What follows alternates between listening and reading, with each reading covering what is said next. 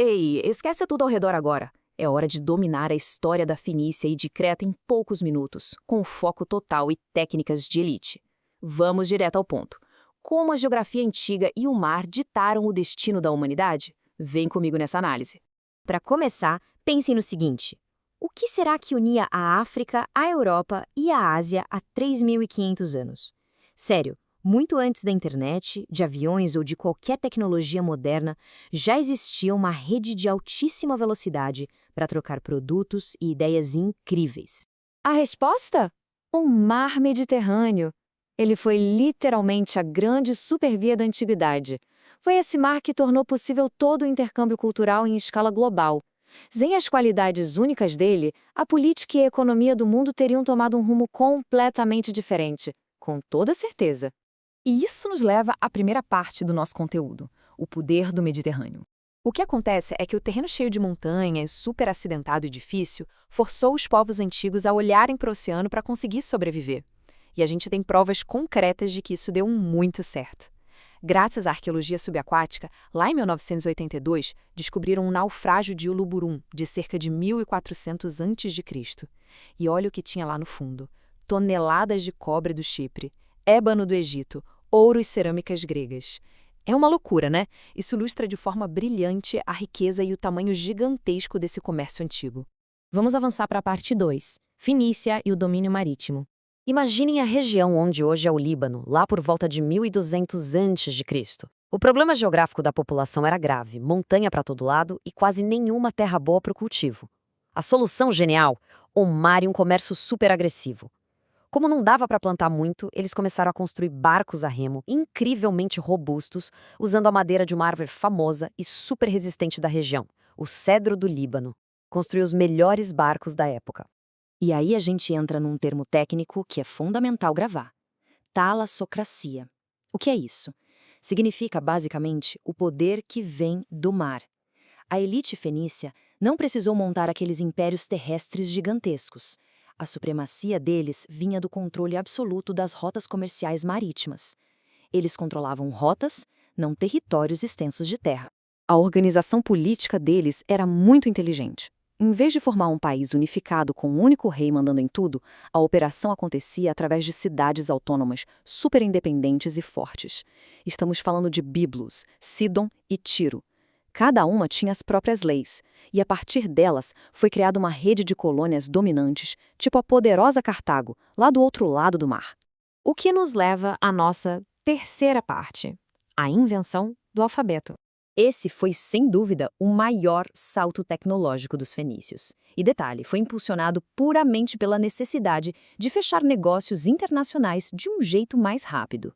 Pensem bem, os povos da Mesopotâmia usavam centenas de símbolos complexos para escrever. A solução da Fenícia foi um upgrade absurdo. Eles reduziram tudo para apenas 22 fonemas, baseados no som, de centenas de símbolos para só 22 letras. Isso simplesmente revolucionou a comunicação humana. O mais fascinante de tudo é que a própria palavra alfabeto vem exatamente das duas primeiras letras fenícias, Aleph e Beth. Dá para acreditar? A gente lê e escreve hoje por causa deles. Esse sistema altamente prático virou a base direta de como estruturamos a comunicação no mundo todo atualmente. Agora, mudando de cenário, entramos na parte 4, Creta, mito e arqueologia.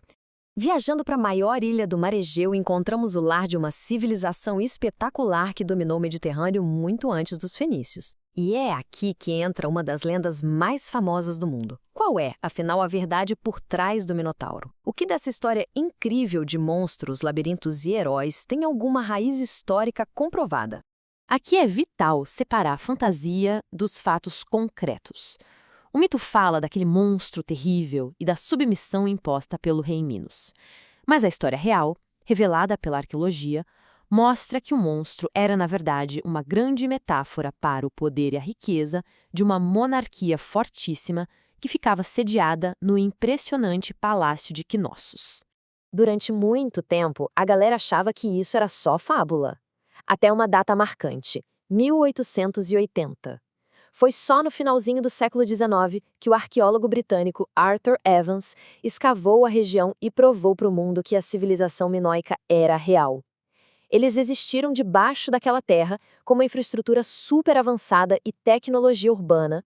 E falando nisso, vamos para a parte 5, a sociedade minoica.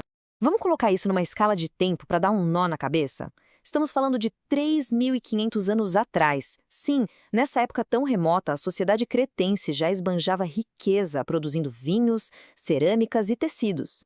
Eles controlavam rotas marítimas complexas e, pasmem, tinham água inclinada e sistemas de esgoto. Era pura tecnologia que estava milênios à frente do tempo. E claro, tem também o maior mistério arqueológico de todos, a escrita linear A. Esse sistema de hieróglifos usado lá em Creta tem 3.500 anos. E o detalhe? Permanece completamente indecifrável até hoje. É um segredo milenar gigantesco guardado a 7 chaves que os historiadores ainda não desvendaram. Outro diferencial sensacional e bem diferente de grande parte do mundo antigo é o papel da mulher lá em Creta. Elas possuíam um poder real e gigantesco. A liderança feminina era fortíssima na religião, elas tinham funções políticas centrais e circulavam livremente pelos espaços públicos. A principal divindade deles era a Grande Mãe, o que mostra bem como a figura feminina era valorizada em todas as esferas dessa sociedade. Chegando na nossa reta final, parte 6, o legado dos mares.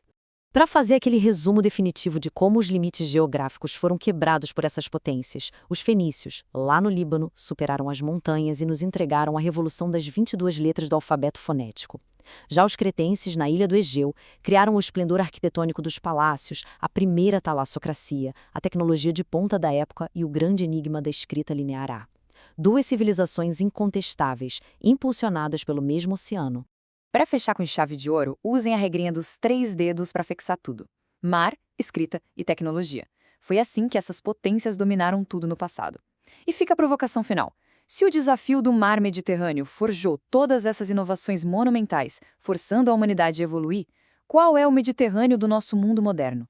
Qual é a fronteira invisível de hoje que está forçando a nossa própria inovação e conexão?